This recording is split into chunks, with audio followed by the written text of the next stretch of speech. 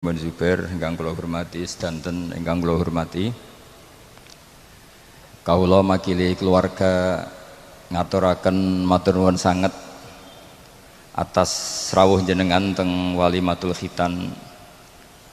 Pernah sakjane boten Pak Lek kula nimbali Lek Akhwas niku mbah asline. Cuma wedi dadi tuwa terus kula ngundang Lek. Mergi top koe beliau sama dengan Mbah kawula, Mbah Fatimah. Terus kula niku generasi ke-6 saking Mbah Umar. Kula ibu Mbah Fatimah, Mbah Kholik ku nama lene Mbah Idris, nembe Mbah Umar. Mbah Umar niku garwane Mbah Maimunah, Mbak Yunipun Mbah Bedowi. Terus kula mestine nimbali niku Mbah. Sing badhe kula aturaken teng mriki, mergi kula diminta mauidhah hasanah. Kula badhe nerangaken masalah wirosah nabawiyah. Didawaken dening para ulama, setiap kata waris di Quran untuk ahlul khairi, maka maknanya itu wirosah ilmiah. Misalipun wonten ayat wa waritha Sulaiman Dawud wa qala ya ayuhan nasu 'allimna mantiqat thairi wa utina min kulli syai'. Sulaiman mewarisi Dawud, maknanya fil ilm. Begitu juga ketika Nabi Zakaria donga fahabli min ladunka waliya yarithuni wa yarithu min ali Yaqub. Saya kasih turunan ya Allah yang bisa mewarisi saya dan mewarisi keluarga besar Yakub.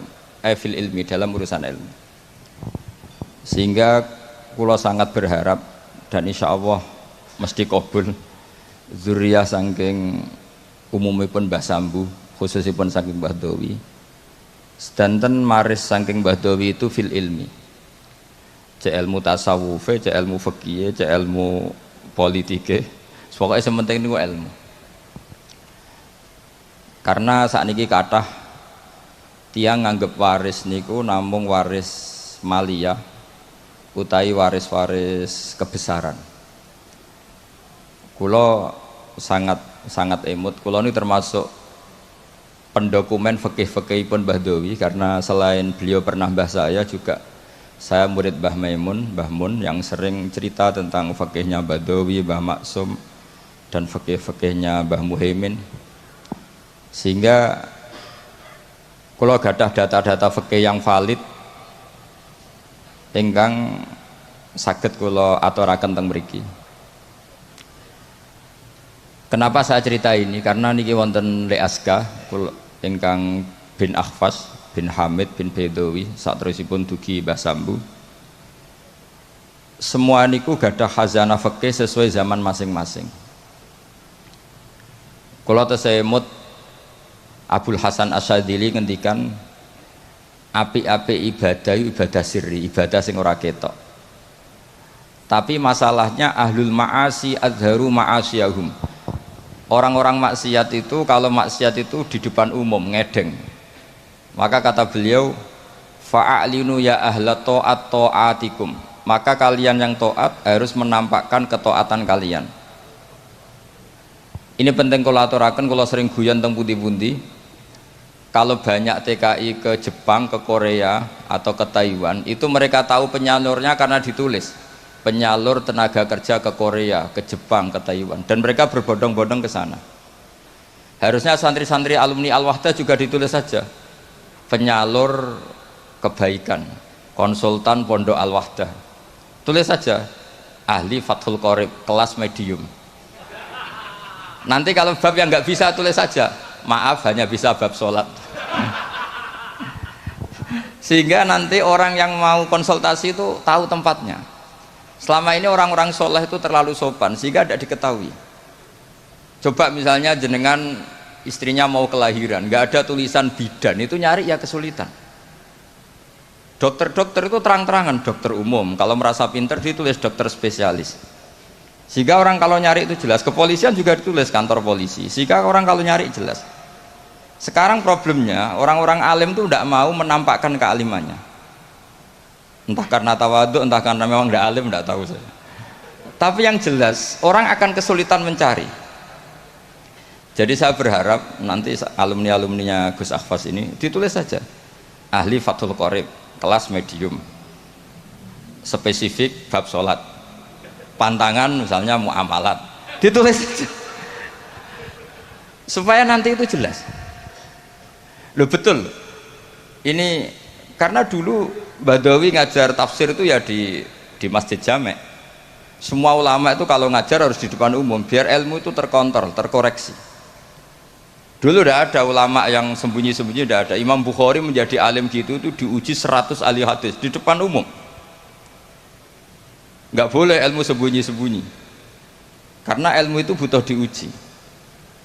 Ilmu medis ya gitu. Kalau kamu ingin gelar doktoral juga ada munakosah, ada ujian terbuka. Nah sekarang ketika yang nampak itu orang-orang yang tidak ahlul ilm, karena ada medianya, kemudian kita sudah ketinggalan jauh.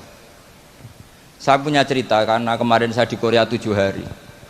Saya diceritain begini, Pak Gus, menang kalah itu sementing diterangno.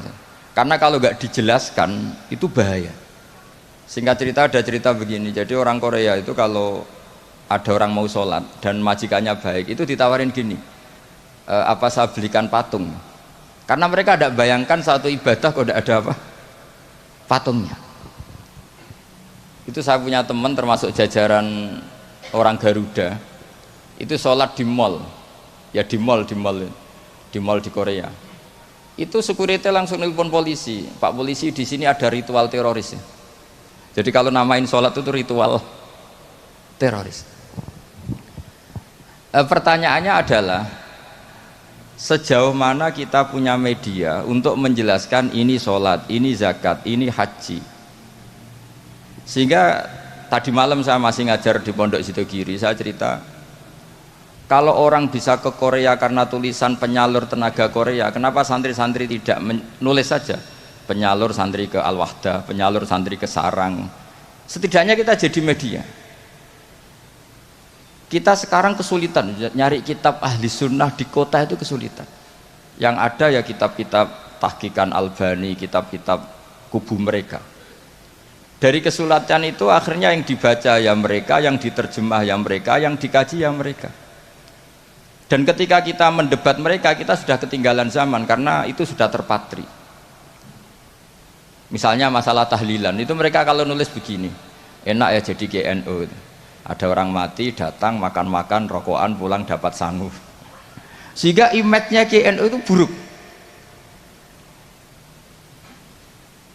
Jadi biasanya yang bisa balas ya yang sama-sama cangkem elek. Makanya saya ini pendukung gerakan cangkem elek. Tapi jangan yang kiai-kiai yang gitu, biar yang mereka saja.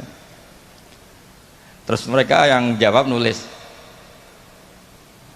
kamu rela ibu kamu, mbah kamu mati terus dibuang kayak kucing, nggak ada yang doain. Karena di debat pakai logika sudah tidak bisa. Kemarin saya kedatangan tamu dari Jakarta cerita, salaman habis sholat itu ada dalilnya enggak? Itu debat di Jakarta enggak pernah menang dia, pakai logika sehat enggak pernah menang. Akhirnya bisa menang karena apa? Teman saya bilang gini, kamu setelah sholat boleh enggak ke kamar mandi, kencing atau berak? Boleh. Nyalain HP boleh enggak? Boleh. Berarti yang enggak boleh itu ingat Allah. Kan lucu kan, habis sholat wiridan ingat Allah nggak boleh, tapi nyalain HP boleh, ke kamar mandi boleh. Akhirnya menang lewat logika yang agak kasar, cangkem elek lah cara Jawa itu. Karena kalau enggak ya nyari detailnya hadis. Mana buktinya Rasulullah setelah sholat baca ini, terus salaman begini-begini. Logikanya ya itu tadi. Kamu habis sholat boleh nggak nyalain HP? Boleh. Boleh nggak ke kamar mandi? Boleh. Kenapa wiridan tidak boleh? Kenapa ingat Allah tidak boleh? Nah, lagi-lagi ini menyangkut media. Sekali yang masuk itu pikiran mereka, kita akan apa ya? Memasuki dengan pikiran kita juga kesulitan.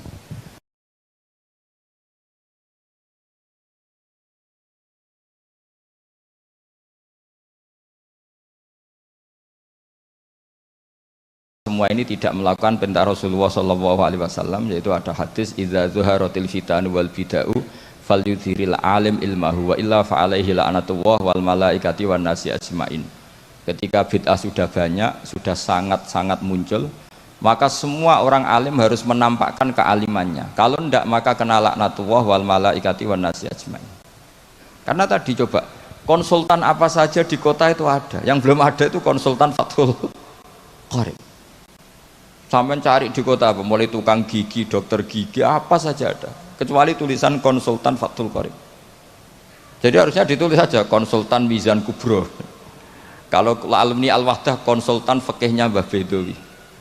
Konsultan Thariqah Syadziliyah. Menurut saya itu bagus. Setidaknya orang yang seneng itu mau tanya, yang hasud neliti, nggak masalah. Saya yang dikatakan orang alim seneng itu bukan karena apa-apa. Yang seneng ingin niru alim, yang hasud takjak kompetisi. Ben seru. Sehingga dua-duanya baik menurut saya. Karena tadi yang seneng biar niru, yang hasud dijak nopo kompetisi. Tak suruh baca di depan saya. Ini penting saya utarakan karena sekarang itu masya Allah betul. Saya termasuk orang yang bangga dengan tradisi lasem. Karena hubungan dzurriyyah tadi, dzurriyyatan ba'duha min ba'd itu kental sekali. Kenapa saya bangga? Karena Mbah Mun juga gitu. Mbah Mun tuh bangga betul dengan mbah-mbahnya, dengan leluhurnya. Saya pernah ditanya sama seorang alim, Gus, apa dalilnya orang tasyarruf bisyarofil ansab? Orang bangga dengan nasabnya. Saya bilang ayatnya adalah wattaba'tu millata abai Ibrahim wa Ishaq wa Yaqub. Nabi Yaqub, Nabi Ibrahim, Nabi Ishak itu adalah leluhurnya Nabi Yusuf. Sebetulnya beragama Islam itu ya berdasar agama Islam itu agama yang benar. Tapi kata Nabi Yusuf, wattaba'tu millata abai, saya mengikuti cara beragama mbah-mbah saya. Yaitu beliau menghitung mulai Ibrahim, Ishak, Yakub. Karena Yusuf bin Yakub bin Ishak bin Ibrahim. Nah, kenapa niru agama ini harus ada masternya? Saya ngaji di Jogja, padahal Jogja itu kota yang jarang menerima wasilah. Saya bilang begini, saya masih ingat betul dawuh Mbah Mun itu. Pangeran itu ora mangan ra ngombe. Pangeran itu la yakul wala yasrob wala yanam dan seterusnya.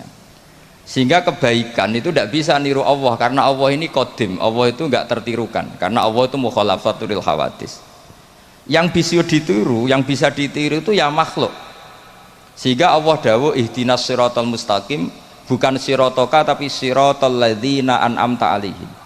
Jalannya mereka yang telah engkau beri nikmat.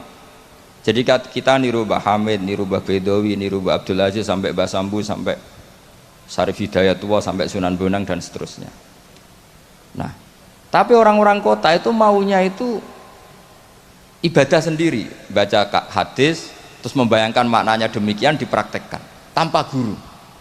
Makanya kemarin ada rame-rame masalah milkul yamin itu korban belajar tanpa apa? Guru. Nah, mereka itu sebetulnya orang-orang yang masih kosong. Ketika kita bilang dalilnya pakai guru ya Fatihah itu ihdinas siratal mustaqim siratal ladzina an'amta alaihim. Jalannya mereka yang telah engkau beri nikmat. Nah, karena kalimatnya adalah an'amta yang telah engkau, maka kemungkinan terbaik memang niru orang yang sudah meninggal. Karena terbukti husnul khotimah tidak terkontaminasi macam-macam. Tapi kalau niru yang masih hidup itu kan nggak ada jaminan nanti stabil enggak. Karena ya manusia itu harus setelah terkenal terus setelah punya jabatan mungkin agak-agak rubah ya macam-macam. Jadi ini penting saya utarakan, sehingga sebetulnya Islam kota, saya ini merasakan dakwah di Islam kota itu ketika kita punya dalil ya tadi dalilnya wasilah apa, dalilnya mengikuti guru apa. Sementara ini kan santri-santri hanya punya dalil mengikuti guru, dalilnya taklim muta'alim.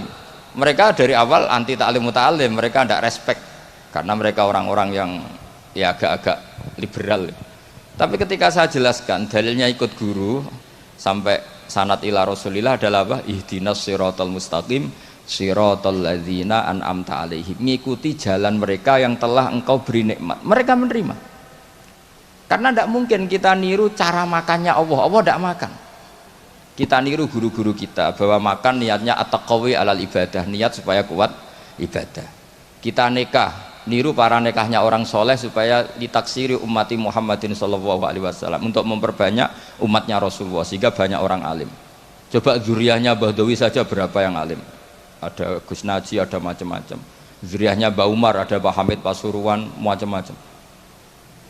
Sehingga kita nikah ngikuti ulama-ulama dulu. Ini murni li taksiri ummati Rasulillah. litaksiri sajidin, litaksiri raki'in, litaksiri da'ina ilallah. Sehingga kita ngikuti. Makanya terus kita ekstrim sekali punya kaidah man ta'allama bila syaihin fasayhuhu setan. Orang belajar tanpa guru, gurunya setan. Dan sekarang terbukti banyak penulisan yang enggak karu-karuan karena pasti usul-usulnya itu ngaji tanpa guru. Makanya dulu Mbah Hamid Bedowi itu masyhur. Semoga ini enggak ditiru Gus Akhfas. Ini kebaikan tapi enggak perlu ditiru karena zaman era itu memang masih lazim. Kalau ada orang kuliah kok tentang keislaman itu kata Pak Hamid, "Ji, anak sekolah ning ndi?" Teng ITB, Mbah. Ya sadok ning ITB paling otak-atik sekrup. Tapi nak ning kono otak-atik agama. Jadi beliau itu lucu. Jadi kalau orang nasional itu malah beliau seneng kalau kuliah di listrik, di mesin karena yang di otak-atik hanya sekrup gitu. Tapi kalau orang-orang kebanyakan kok kuliah di yang berbau agama itu nggak boleh karena takut yang di otak-atik itu agama. Itu menurut saya satu kearifan, tapi Gus Hafaz jangan niru itu, nanti orang banyak salah paham karena eranya berbeda. Tapi itu menurut saya itu satu kearifan, betapa arifnya guru-guru kita, mbah-mbah kita. Agama ini satu kebaikan, tapi tetap saja yang ngelola harus orang-orang yang kredibel. Kalau ndak ya ndak karu-karuan. Saya ini termasuk tim tafsir. Itu paling kesulitan itu nafsirkan ayat-ayat yang menjadi jargon mereka karena secara zahir maknanya itu menguntungkan mereka. Saya ulang lagi, karena secara zahir itu maknanya menguntungkan mereka. Sehingga saya dulu ketika ditawarin jadi tim tafsir di UII saya bilang saya mau asal fikihnya diserahkan saya. Berapa persen Pak? Ya 100%, kalau enggak saya tidak mau. Kenapa demikian? Sekarang itu ada kelompok tekstualis. Sehingga yang enggak ada di Quran ya halal. Misalnya Quran enggak mengharamkan tikus, Mas. Ya tikus berarti halal. Jadi yang enggak ada di Quran ya halal, kan kacau. Saya sering bilang ke mereka, enggak ada apa enggak tahu. Kalau enggak ada ya beda kalau sama dengan enggak tahu. Mereka itu kalau ngitung jumlah yang halal itu hanya pakai ayat kulla ajidu fima ukhiya ilayya muharraman ala ta'imi yatamu sak terus itu. Tentu pengecualiannya hanya 3.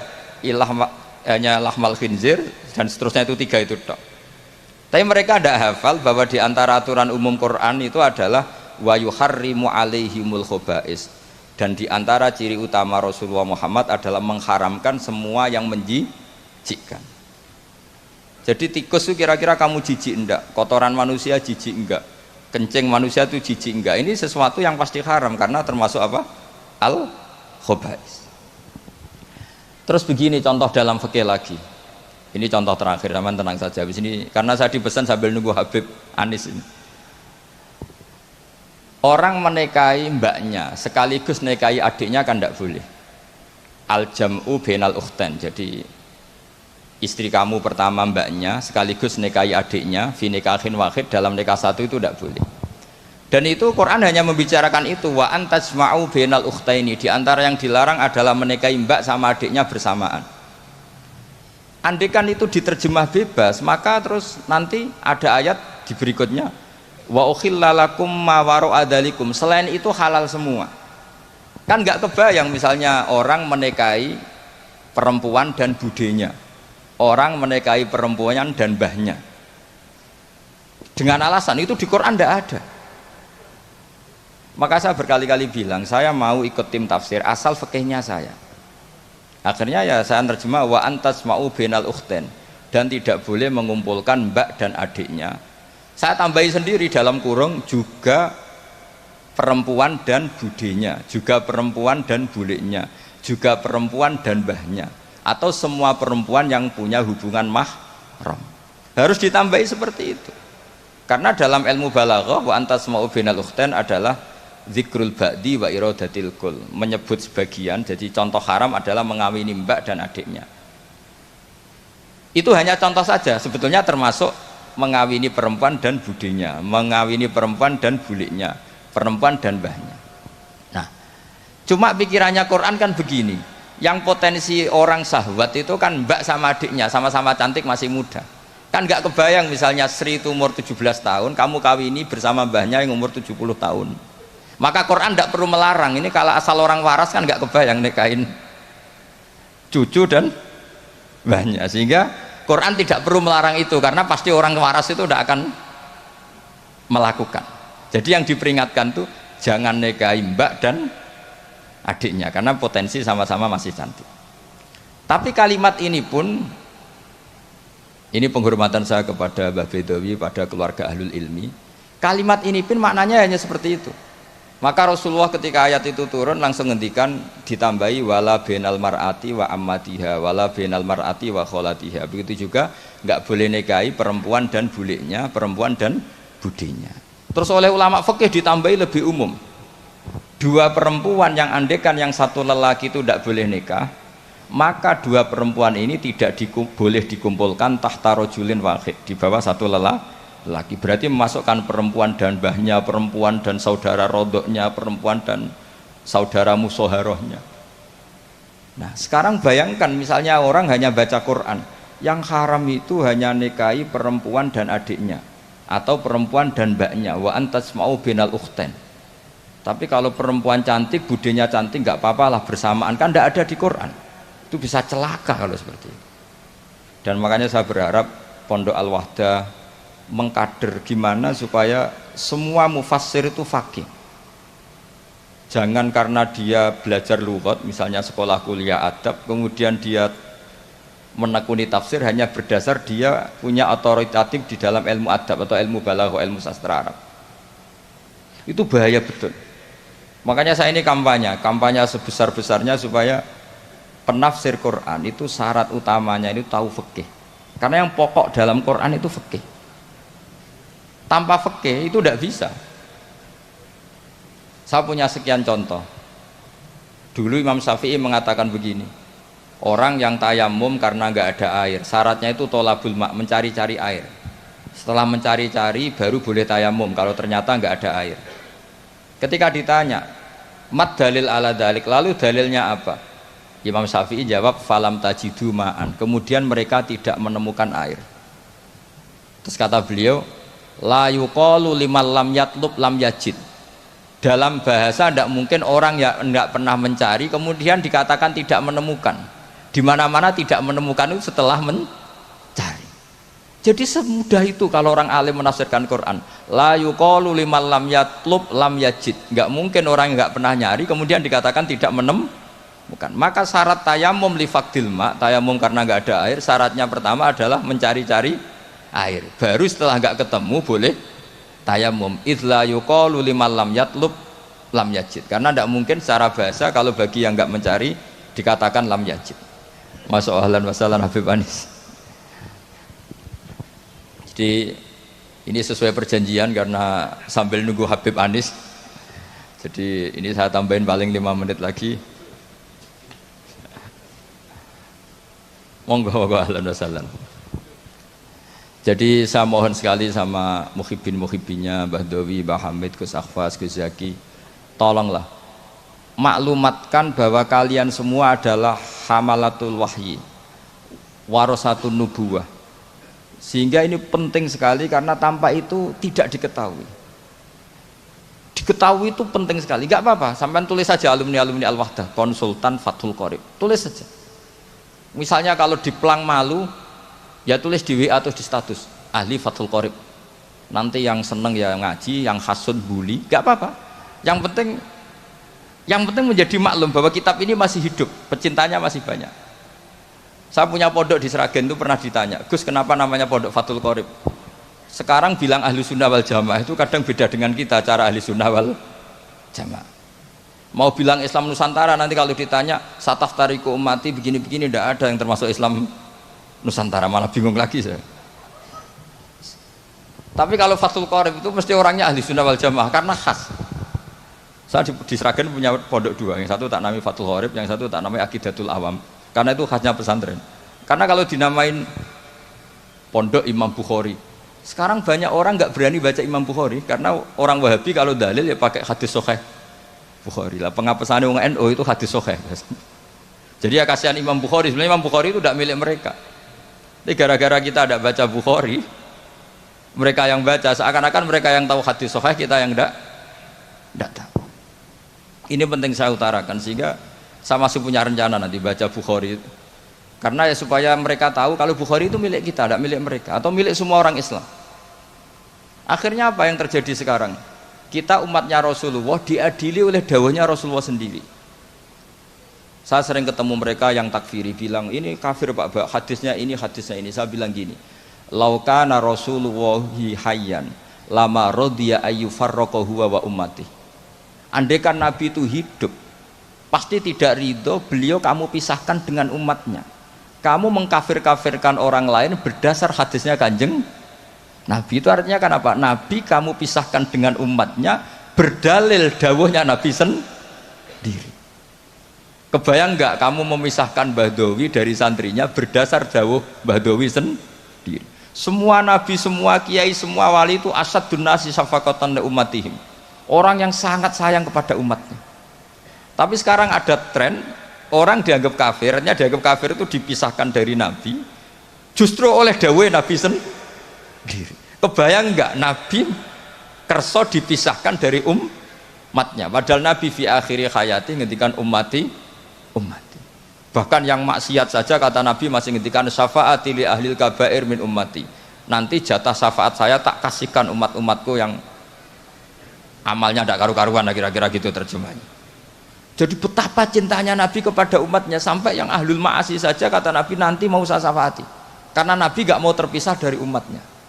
Sekarang banyak hadis sahih yang justru dipakai sebagai alat pemisah bainahu wa baina ummati, antara Nabi dan umat.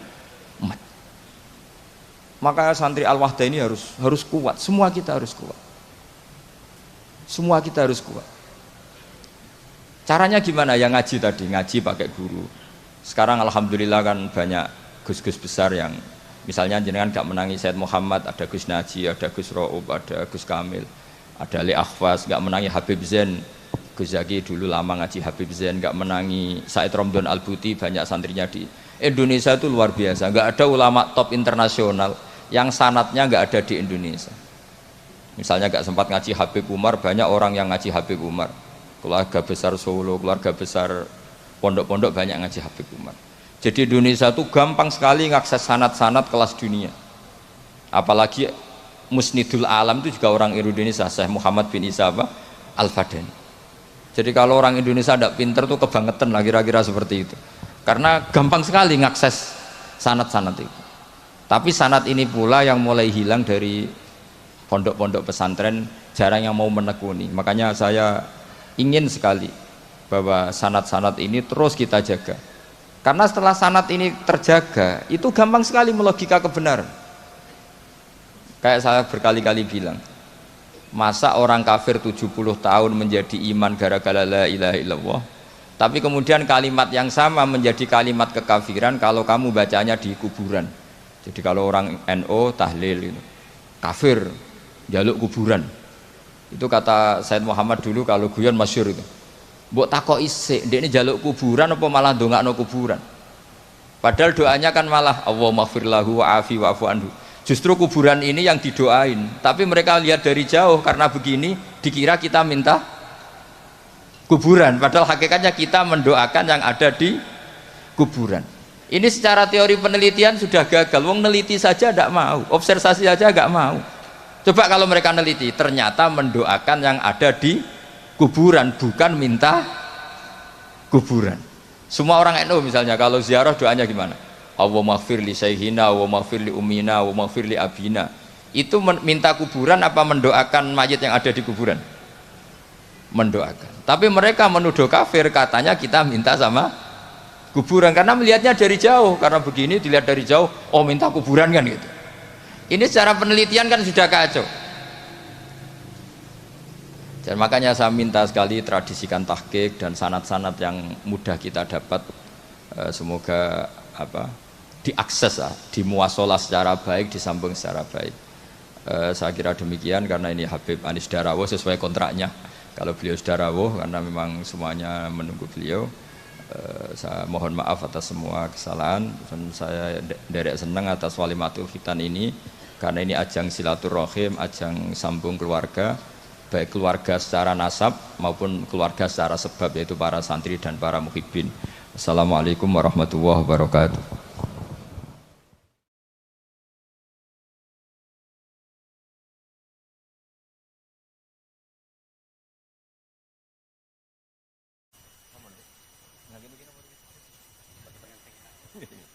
Al-Fatihah. A'udzu billahi minasyaitonir rajim. Bismillahirrahmanirrahim. Alhamdulillahirabbil alamin arrahmanir rahim maliki yaumiddin.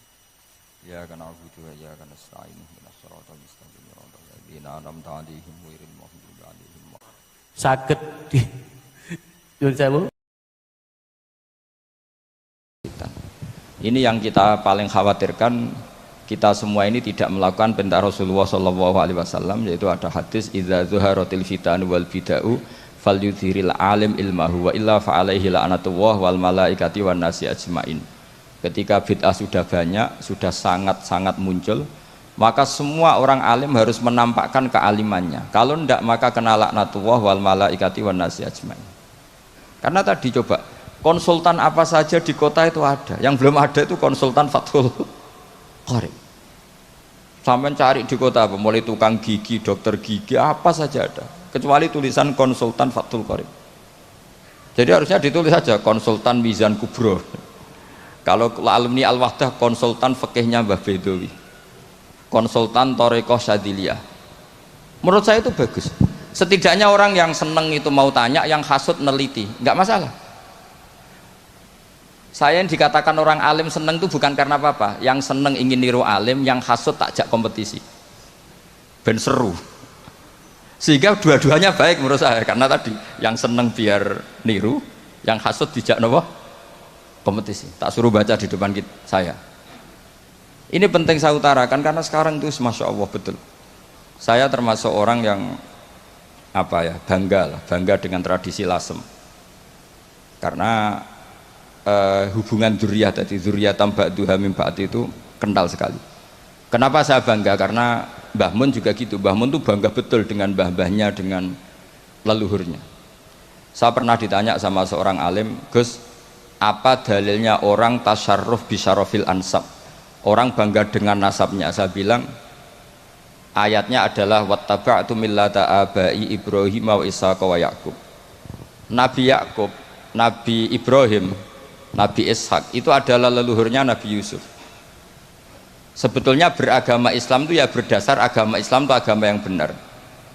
Tapi kata Nabi Yusuf, wattaba'tu millata abai, saya mengikuti cara beragama mbah-mbah saya, yaitu beliau menghitung mulai Ibrahim, Ishak, Yakub, karena Yusuf bin Yakub bin Ishak bin Ibrahim. Nah, kenapa niru agama ini harus ada masternya? Saya ngaji di Jogja, padahal Jogja itu kota yang jarang menerima wasilah. Saya bilang begini, saya masih ingat betul dawuh Mbah Mun itu. Pangeran itu ora mangan ra ngombe. Pangeran itu la yakul wala yasrob wala yanam dan seterusnya. Sehingga kebaikan itu tidak bisa niru Allah, karena Allah ini qadim, Allah itu enggak tertirukan, karena Allah itu mukhalafatul hawadis. Yang bisa ditiru, yang bisa ditiru itu ya makhluk. Sehingga Allah dawuh ihdinas siratal mustaqim, bukan sirotoka tapi siratal ladzina an'amta alaihim, jalannya mereka yang telah engkau beri nikmat.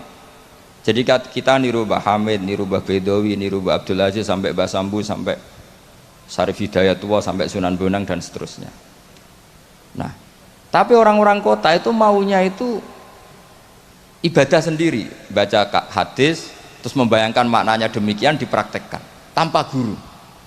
Makanya kemarin ada rame-rame masalah milkul yamin, itu korban belajar tanpa apa? Guru. Nah, mereka itu sebetulnya orang-orang yang masih kosong. Ketika kita bilang dalilnya pakai guru, ya Fatihah itu ihdinas siratal mustaqim siratal ladzina an'amta alaihim, jalannya mereka yang telah engkau beri nikmat. Nah, karena kalimatnya adalah an'amta, yang telah engkau, maka kemungkinan terbaik memang niru orang yang sudah meninggal, karena terbukti husnul khotimah, tidak terkontaminasi macam-macam. Tapi kalau niru yang masih hidup itu kan nggak ada jaminan nanti stabil, enggak, karena ya manusia itu harus setelah terkenal atau setelah punya jabatan mungkin agak-agak rubah ya, macam-macam. Jadi ini penting saya utarakan, sehingga sebetulnya Islam kota, saya ini merasakan dakwah di Islam kota itu ketika kita punya dalil, ya tadi dalilnya wasilah apa, dalilnya ngikuti guru apa. Sementara ini kan santri-santri hanya punya dalil, ngikuti guru dalilnya taklim muta'alim. Mereka dari awal anti taklim muta'alim, mereka tidak respect karena mereka orang-orang yang ya agak-agak liberal. Tapi ketika saya jelaskan dalilnya ikut guru sampai sanad ila Rasulillah adalah apa? Ihdinas siratal mustaqim siratal ladzina an'amta alaihim, ngikuti jalan mereka yang telah engkau beri nikmat. Mereka menerima. Karena tidak mungkin kita niru cara makannya Allah. Allah tidak makan. Kita niru guru-guru kita bahwa makan niatnya at-taqawi alal ibadah, niat supaya kuat ibadah. Kita nikah, niru para nikahnya orang soleh supaya ditaksiri ummati Muhammadin sallallahu alaihi wasallam, untuk memperbanyak umatnya Rasulullah sehingga banyak orang alim. Coba zuriyahnya Mbah Dawi saja berapa yang alim? Ada Gus Naji, ada macam-macam. Zuriyahnya Mbah Umar, ada Mbah Hamid Pasuruan, macam-macam. Sehingga kita nikah ngikuti ulama-ulama dulu. Ini murni litaksiri ummati Rasulillah, litaksiri sajidin, litaksiri raki'in, litaksiri da'ina ilallah. Sehingga kita ngikuti. Makanya terus kita ekstrim sekali punya kaidah man ta'allama bila syaihin fasayhuhu setan. Orang yang belajar tanpa guru, gurunya setan. Dan sekarang terbukti banyak penulisan-penulisan yang nggak karu-karuan karena pasti usul-usulnya itu ngaji tanpa guru. Makanya dulu Mbah Hamid Bedowi itu masyhur. Semoga ini nggak ditiru Gus Ahfaz. Ini kebaikan tapi nggak perlu ditiru karena zaman era itu memang masih lazim. Kalau ada orang kuliah kok tentang keislaman itu kata Mbah Hamid, "Ji, anak sekolah ning ndi?" Teng ITB, Mbah. Ya sadok ning ITB paling otak-atik sekrup. Tapi nak ning kono otak-atik agama. Jadi beliau itu lucu. Jadi kalau orang nasional itu malah beliau seneng kalau kuliah di listrik, di mesin, karena yang di otak-atik hanya skrup gitu. Tapi kalau orang-orang kebanyakan kok kuliah di yang berbau agama itu nggak boleh karena takut yang di otak-atik itu agama. Itu menurut saya satu kearifan. Tapi Gus Hafaz jangan niru itu, nanti orang banyak salah paham karena eranya berbeda. Tapi itu menurut saya itu satu kearifan. Betapa arifnya guru-guru kita, mbah-mbah kita. Agama ini satu kebaikan, tapi tetap saja yang ngelola harus orang-orang yang kredibel. Kalau ndak ya ndak karu-karuan. Saya ini termasuk tim tafsir. Itu paling kesulitan itu nafsirkan ayat-ayat yang menjadi jargon mereka karena secara zahir maknanya itu menguntungkan mereka. Saya ulang lagi, karena secara zahir itu maknanya menguntungkan mereka. Sehingga saya dulu ketika ditawarin jadi tim tafsir di UII, saya bilang saya mau asal fikihnya diserahkan saya. Berapa persen Pak? Ya 100%, kalau tidak saya tidak mau. Kenapa demikian? Sekarang itu ada kelompok tekstualis, sehingga yang nggak ada di Quran ya halal. Misalnya Quran nggak mengharamkan tikus, mas, ya tikus berarti halal. Jadi yang nggak ada di Quran ya halal, kan kacau. Saya sering bilang ke mereka, nggak ada apa tidak tahu. Kalau nggak ada ya beda kalau sama dengan tidak tahu. Mereka itu kalau ngitung jumlah yang halal itu hanya pakai ayat kulla ajidu fima ukhiya ilayya muharraman ala ta'imi yatamu sak terus itu. Tentu pengecualiannya hanya 3, hanya lahmal khinzir dan seterusnya, itu 3 itu tok. Tapi mereka tidak hafal bahwa di antara aturan umum Quran itu adalah wa yuharrimu alaihimul khobais. Dan di antara ciri utama Rasulullah Muhammad adalah mengharamkan semua yang menjijikkan. Jadi tikus itu kira-kira kamu jijik enggak? Kotoran manusia jijik enggak? Kencing manusia itu jijik enggak? Ini sesuatu yang pasti haram karena termasuk apa? Al-khobais. Terus begini contoh dalam fikih lagi. Ini contoh terakhir, teman tenang saja. Habis ini karena saya dipesan sambil nunggu Habib Anis ini. Orang menikahi mbaknya sekaligus nikahi adiknya kan tidak boleh. Al-jam'u bainal ukhtain. Jadi istri kamu pertama mbaknya sekaligus nikahi adiknya fi nikahin wahid, dalam nikah satu itu tidak boleh. Dan itu Quran hanya membicarakan itu, wa antajma'u bainal ukhtaini. Di antara yang dilarang adalah menikahi mbak sama adiknya bersamaan. Andaikan itu diterjemah bebas, maka terus nanti ada ayat di berikutnya, wa ukhilla lakum ma wara'a dzalikum, selain itu halal semua. Kan nggak kebayang misalnya orang menikahi perempuan dan budenya, orang menikahi perempuan dan mbahnya. dengan alasan itu di Quran tidak ada. Maka saya berkali-kali bilang saya mau ikut tim tafsir asal fikihnya saya. Akhirnya ya saya terjemah wa antas mau benal ukhten, dan tidak boleh mengumpulkan mbak dan adiknya. Saya tambahi sendiri dalam kurung juga perempuan dan budenya, juga perempuan dan bulenya, juga perempuan dan mbahnya, atau semua perempuan yang punya hubungan mahram. Harus ditambahi seperti itu. Karena dalam ilmu balaghah wa antas mau benal ukhten adalah zikrul ba'di wa iradatil kul, menyebut sebagian. Jadi contoh haram adalah mengawini mbak dan adiknya. Itu hanya contoh saja, sebetulnya termasuk mengawini perempuan dan budenya, mengawini perempuan dan buliknya, perempuan dan mbahnya. Nah, cuma pikirannya Quran kan begini, yang potensi orang syahwat itu kan mbak sama adiknya, sama-sama cantik masih muda. Kan nggak kebayang misalnya Sri itu umur 17 tahun, kamu kawini bersama mbahnya yang umur 70 tahun. Maka Quran tidak perlu melarang. Ini kalau asal orang waras kan nggak kebayang nikahin cucu dan mbahnya, sehingga Quran tidak perlu melarang itu, karena pasti orang waras itu tidak akan melakukan. Jadi yang diperingatkan tuh jangan nikahin mbak dan adiknya, karena potensi sama-sama masih cantik. Tapi kalimat ini pun, ini penghormatan saya kepada Mbah Bedawi, pada keluarga ahlul ilmi, kalimat ini pun maknanya hanya seperti itu. Maka Rasulullah ketika ayat itu turun langsung ngendikan, ditambahi wala benal mar'ati wa ammatiha wala benal mar'ati wa kholatiha. Begitu juga nggak boleh nikahi perempuan dan buliknya, perempuan dan budinya. Terus oleh ulama fikih ditambahi lebih umum, dua perempuan yang andekan yang satu lelaki itu tidak boleh nikah, maka dua perempuan ini tidak boleh dikumpulkan tahta rajulin wahid, di bawah satu lelaki. Berarti memasukkan perempuan dan mbahnya, perempuan dan saudara rodoknya, perempuan dan saudara musoharohnya. Nah sekarang bayangkan misalnya orang hanya baca Quran, yang haram itu hanya nikahi perempuan dan adiknya, atau perempuan dan mbaknya, wa antas mau benal ukhten. Tapi kalau perempuan cantik, budenya cantik, nggak apa-apa lah bersamaan, kan tidak ada di Quran. Itu bisa celaka kalau seperti itu. Dan makanya saya berharap Pondok Al-Wahdah mengkader gimana supaya semua mufassir itu faqih. Jangan karena dia belajar lughat, misalnya sekolah kuliah adab, kemudian dia menekuni tafsir hanya berdasar dia punya otoritatif di dalam ilmu adab atau ilmu balaghah, ilmu sastra Arab. Itu bahaya betul. Makanya saya ini kampanye sebesar-besarnya supaya penafsir Quran itu syarat utamanya itu tahu fikih. Karena yang pokok dalam Quran itu fikih. Tanpa fikih itu tidak bisa. Saya punya sekian contoh.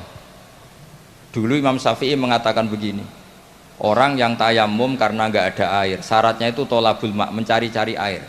Setelah mencari-cari baru boleh tayamum kalau ternyata nggak ada air.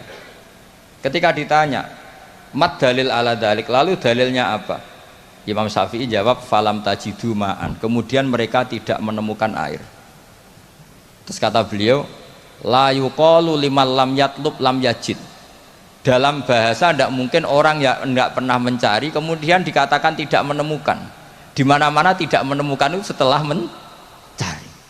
Jadi semudah itu kalau orang alim menafsirkan Quran. La yuqalu liman lam yatlub lam yajid. Enggak mungkin orang yang enggak pernah nyari kemudian dikatakan tidak menemukan. Maka syarat tayamum li faqdil ma, tayamum karena enggak ada air, syaratnya pertama adalah mencari-cari air. Baru setelah nggak ketemu boleh tayamum. Idla yuqalu liman lam yatlub lam yajid. Karena tidak mungkin secara bahasa kalau bagi yang nggak mencari dikatakan lam yajid. Masuk ahlan wasalan Habib Anis. Jadi ini sesuai perjanjian karena sambil nunggu Habib Anis. Jadi ini saya tambahin paling 5 menit lagi. Monggo ahlan wasalan.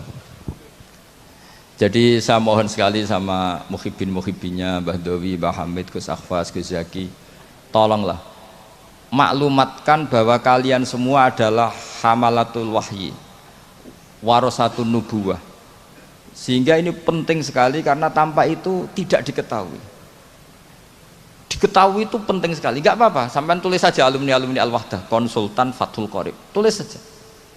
Misalnya kalau di Plang Malu, ya tulis di WA atau di status ahli Fathul Qorib. Nanti yang seneng ya ngaji, yang hasud bully, nggak apa-apa. Yang penting menjadi maklum bahwa kitab ini masih hidup, pecintanya masih banyak. Saya punya pondok di Sragen itu pernah ditanya, Gus kenapa namanya pondok Fathul Qorib? Sekarang bilang ahli sunnah wal jamaah itu kadang beda dengan kita cara ahli sunnah wal jamaah. Mau bilang Islam Nusantara nanti kalau ditanya sataf tariku ummati begini-begini tidak ada yang termasuk Islam Nusantara, malah bingung lagi saya. Tapi kalau Fathul Qorib itu mesti orangnya ahli sunnah wal jamaah karena khas. Saya di Sragen punya pondok dua, yang satu tak namai Fathul Qorib, yang satu tak namai Aqidatul Awam. Karena itu khasnya pesantren. Karena kalau dinamain pondok Imam Bukhari, sekarang banyak orang nggak berani baca Imam Bukhari karena orang Wahabi kalau dalil ya pakai hadis sahih Bukhari lah. Pengapesan orang NU itu hadis sahih. Jadi ya kasihan Imam Bukhari. Sebenarnya Imam Bukhari itu tidak milik mereka. Tapi gara-gara kita tidak baca Bukhari, mereka yang baca seakan-akan mereka yang tahu hadis sahih, kita yang tidak tahu. Ini penting saya utarakan sehingga saya masih punya rencana nanti baca Bukhari. Karena ya supaya mereka tahu kalau Bukhari itu milik kita, tidak milik mereka atau milik semua orang Islam. Akhirnya apa yang terjadi sekarang? Kita umatnya Rasulullah diadili oleh dawahnya Rasulullah sendiri. Saya sering ketemu mereka yang takfiri bilang ini kafir Pak, hadisnya ini. Saya bilang gini, laukana Rasulullahi hayyan lama rodiya ayyufarraqahu huwa wa ummati. Andaikan Nabi itu hidup, pasti tidak ridho beliau kamu pisahkan dengan umatnya. Kamu mengkafir-kafirkan orang lain berdasar hadisnya Kanjeng Nabi. Itu artinya kan apa? Nabi kamu pisahkan dengan umatnya berdalil dawuhnya Nabi sendiri.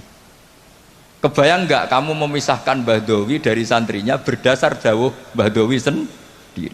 Semua nabi, semua kiai, semua wali itu asadun nasi syafaqatan li ummatihim. Orang yang sangat sayang kepada umatnya. Tapi sekarang ada tren orang dianggap kafir, artinya dianggap kafir itu dipisahkan dari Nabi justru oleh dawuh Nabi sendiri. Kebayang nggak Nabi kerso dipisahkan dari umatnya, padahal Nabi fi akhiri hayati ngendikan ummati. Bahkan yang maksiat saja kata Nabi masih ngendikan syafaati li ahlil kabair min ummati. Nanti jatah syafaat saya tak kasihkan umat-umatku yang amalnya tidak karu-karuan, kira-kira gitu terjemahnya. Jadi betapa cintanya Nabi kepada umatnya sampai yang ahlul ma'asi saja kata Nabi nanti mau saya syafaati karena Nabi gak mau terpisah dari umatnya. Sekarang banyak hadis sahih yang justru dipakai sebagai alat pemisah bainahu wa baina ummati, antara Nabi dan umat. Maka santri Al-Wahdah ini harus kuat, semua kita harus kuat. Semua kita harus kuat. Caranya gimana? Yang ngaji tadi, ngaji pakai guru. Sekarang alhamdulillah kan banyak gus-gus besar yang misalnya jenengan gak menangi Said Muhammad, ada Gus Naji, ada Gus Ro'ub, ada Gus Kamil, ada Ali Akhwas, gak menangi Habib Zain. Gus Zaki dulu lama ngaji Habib Zain, gak menangi Said Romdon Al-Buti, banyak santrinya di Indonesia itu luar biasa. Gak ada ulama top internasional yang sanatnya gak ada di Indonesia. Misalnya gak sempat ngaji Habib Umar, banyak orang yang ngaji Habib Umar. Keluarga besar Solo, keluarga besar pondok-pondok banyak ngaji Habib Umar. Jadi Indonesia itu gampang sekali ngakses sanad-sanad kelas dunia. Apalagi Musnidul Alam itu juga orang Indonesia, Syekh Muhammad bin Isa Al-Fadani. Jadi kalau orang Indonesia tidak pinter tuh kebangetan lah kira-kira seperti itu. Karena gampang sekali ngakses sanad-sanad itu. Tapi sanad ini pula yang mulai hilang dari pondok-pondok pesantren, jarang yang mau menekuni. Makanya saya ingin sekali bahwa sanad-sanad ini terus kita jaga. Karena setelah sanad ini terjaga, itu gampang sekali melogika kebenaran. Kayak saya berkali-kali bilang, masa orang kafir 70 tahun menjadi iman gara-gara la ilaha illallah, tapi kemudian kalimat yang sama menjadi kalimat kekafiran kalau kamu bacanya di kuburan. Jadi kalau orang NU tahlil itu kafir, jaluk kuburan. Itu kata Said Muhammad dulu kalau guyon masyhur itu. Mbok takok isik, ndek ini jaluk kuburan apa malah ndongakno kuburan? Padahal doanya kan malah Allahumma ighfir lahu wa'afi wa'fu anhu. Justru kuburan ini yang didoain, tapi mereka lihat dari jauh karena begini dikira kita minta kuburan, padahal hakikatnya kita mendoakan yang ada di kuburan.